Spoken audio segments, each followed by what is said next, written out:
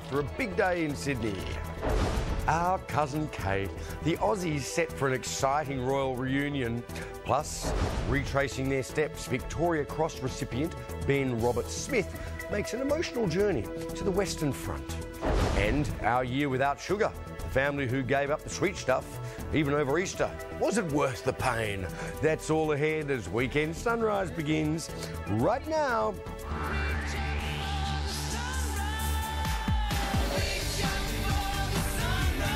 Live from Brecky Central, this is Weekend Sunrise with Monique Wright and Andrew O'Keefe. Morning. Good morning. As you can see, we've decided to put off our own year without sugar just for another year or so.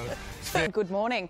Well, after 3 days in the Sydney sunshine, the Duke and Duchess of Cambridge are Queensland bound. Sunrise reporter Sophie Hull is at RAAF base Amberley, where Royals will arrive after 11 this morning. Good morning, Soph. Such a short stopover. What's the plan when they touch down? Good morning, Talitha, from your sunny home state here. They touch down here at about 11 o'clock, then they head over to one squadron to inspect a Super Hornet. From there, the Duke will plant a tree in the Memorial Garden, then they'll go over to the Officers' Mess and meet with some bereaved families who've lost members serving abroad in the RAAF and the RAF. Then they'll hightail it into Brisbane itself. They've got a private lunch with the Premier and a few special guests, including the Governor of Queensland and also Jessica Watson and a few other notable Queenslanders. Then they're going to take a walk down South Bank, down Russell Street, and that's where many excited Brisbanians have been camping out overnight to get a glimpse.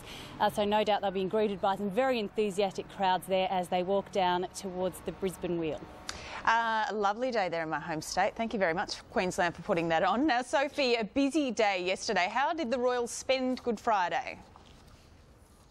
Well, as you know as well, Talitha, you were out there in it as well, but I was with them at the Easter show in the morning where they greeted crowds, they saw the produce displays, they met Fred the Ram, had a good look around. Nobody saw a Dagwood dog pass their lips, but there's no saying that they weren't snuck in by one of their staff to eat in the car on the way over to Manly.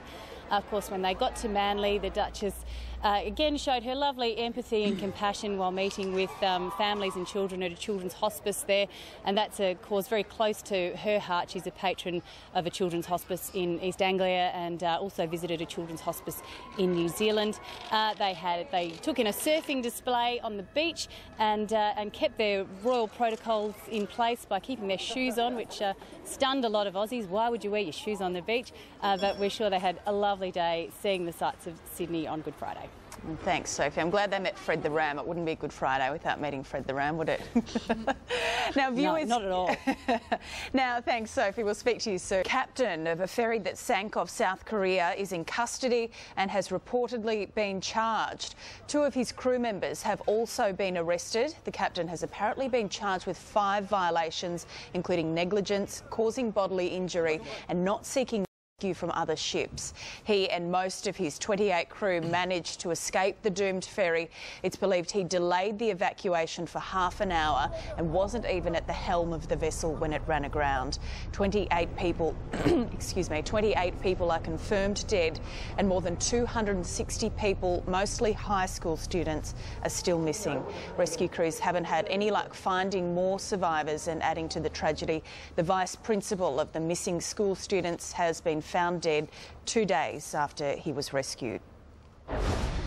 A powerful magnitude 7.2 earthquake has rattled central and southern Mexico. The quake struck at a depth of 24 kilometres.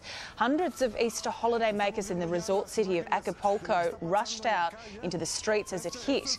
The tremors lasted 30 seconds, shaking high-rise buildings and shattering windows. So far, there have been no reports of injuries or major damage. Australia's football community is mourning the death of promising young Socceroo Dylan Tombides after a 3-year battle with testicular cancer. The 20-year-old from Perth made the first-team squad at English Premier League club West Ham United while undergoing treatment. He was regarded as an outstanding player of his generation and one of the best to come out of Australia. West Ham will hold a minute's applause before tomorrow morning's match. In finance news now, the Dow Jones is down 16 points, the Nasdaq gained 9 and the FT 100 climbed 41 points. To the commodities, gold is trading at $1,293 an ounce.